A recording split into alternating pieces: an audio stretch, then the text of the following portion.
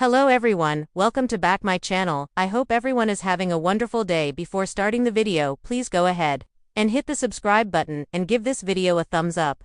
In the maze, Lauren attempts to convince Nikki that Nick would not want her to sign over Chancellor for his freedom. Nikki snaps that it is not his decision or Victor's and tells Amanda she is ready to sign. Lauren declares she is under duress. Amanda asks Nikki if that's true because it looks like she's ready to sign. Lauren demands to speak to her friend alone. Nikki requests a moment with Lauren, so Amanda steps away. Lauren points out that this is outrageous coercion and Amanda seems afraid the guilty party will pop up before the papers can be signed. Nikki protests that waiting will not save her son, but signing the papers will. Victor may be furious, but Nick will be free. She calls Amanda back and demands to see Nick before she signs anything. Amanda admits that will sacrifice their leverage. Nikki won't budge, so the lawyer caves and they walk off to the chateau. What does Nikki see? When Amanda leads Lauren and Nikki to the storage room of the chateau, they are aghast to see the door open and blood on the floor. Amanda doesn't know where the captives are but promises they are safe. Nikki rants, "You wanted me to sign away Chancellor to protect my son, and you don't even know where he is." Amanda doesn't sweeten the mood when she suggests that blood could belong to the guard, given how capable Nick is of violence. Give me a break.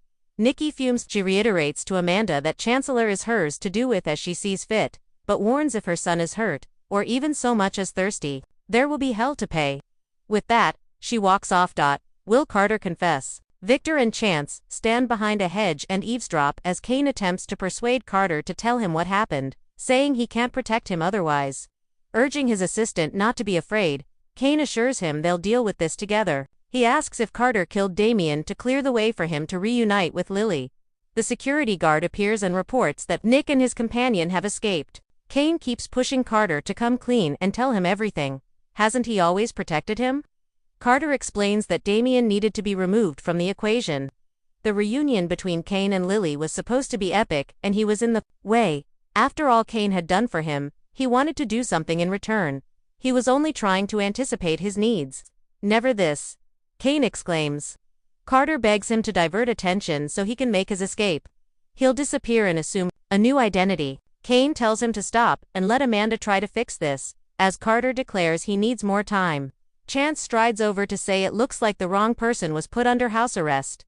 Carter feels betrayed that Kane set him up to be overheard. His boss admits that it isn't possible to protect him. They listen as Carter repeats that he was only removing an obstacle, just as Kane had trained him to do. He explains that he tried to set Kane up to be indisposed, but he ruined that when he let Damien drink from his bourbon. That ended up working in his favor as it weakened Damien. Once he eliminated him, he took the evidence. Kane says he never wanted this, it never should have happened. Lily shows up and asks, "What's happening?" Pulling out a gun, Carter grabs her and yells at his employer that this was all for him. Now it was all for nothing, and he's determined to find a way out of there. He was loyal and devoted to doing everything for Mr. Dumas. Kane knows he thought he was doing the right thing. Chance urges him to let her go and drop the weapon. It's the end of the road, and they are stuck. Carter accuses Kane of lying to all of them. The cop suggests Carter should take Kane's offer and pray that Amanda will represent him. An angry Carter says Kane is getting all he wants. He is determined to look out for himself now and drags Lily into the maze. Victor discovers that Nick was wounded. Sally, Sharon, and Billy pull a groaning Nick into the train car. After setting him down, they wonder how they are going to get him down the mountain for help. Billy takes off, and Sally offers to hike down the mountain. Nick worries about her safety, but she jogs off anyway. Sharon wonders what she should get Nick for his pain. Groaning, he asks her to stay with him. As Sharon tries to get Nick to drink water, he jokes about what softies his parents are. Victor walks in and demands to know who did this to him. Nick admits he kind of did it to himself. He's had worse injuries. Sharon explains he needs stitches and antibiotics. Victor starts cursing Ashby and declares he will deal with him. Nick asks his dad not to do anything crazy. He just wants to go home. Sharon explains that Nick was wonderful in captivity and kept her calm. They worked together to get out of there and chaos ensued when they encountered the guard. Victor complains about all the thugs and killers on Kane's payroll and repeats that Ashby is going to pay for this. Billy warns Amanda she can't save Kane still bloody after helping save Nick. Billy runs into Lauren and Nikki as they are complaining about being trapped in a hellscape. He explains Nick has been hurt but will be okay. They go off to the train car. Amanda approaches Billy and he tells her that not even she can get Kane out of this mess. She insists this isn't what her employer wanted. Billy still wants to work with Kane, but he doubts there will be anything left by the time the Newmans are done with him. He fills her in on Nick being cut open and likely infected. This is all on Kane and the noose around his neck is getting tighter. Amanda goes to the surveillance room and turns off the signal jamming device. She then places a call to request immediate police assistance. Will Carter escape? As Billy trudges into the maze, he runs into Lily being held at gunpoint by Carter. He tells Carter there is nowhere to go and he won't let him take her. Carter doesn't see how he can stop him. He's the one with a gun and he knows this place better than anyone. Chance and Kane catch up to them. As Chance circles around, Kane offers to put himself in Lily's place. Carter refuses. Kane asks Billy to back off and urges Carter to keep the gun pointed at him and let Lily go. Once Carter lets Lily loose, she rushes into Billy's arms. Chance peers around a hedge as Carter reminds his boss that he made this place everything he could have wanted, but it was all for naught. It's like nothing he did mattered to him. Carter doesn't think that Kane has anything left to live, for since he can't have Lily or Chancellor. When he declares that he will free him of his life, Lily screams Kane's name. Chance rushes Carter. They fight over the gun and it goes off. Shocked, Chance falls into Kane's arms as Carter makes a run for it. Lily tells Chance he will be okay, but he says it's too late.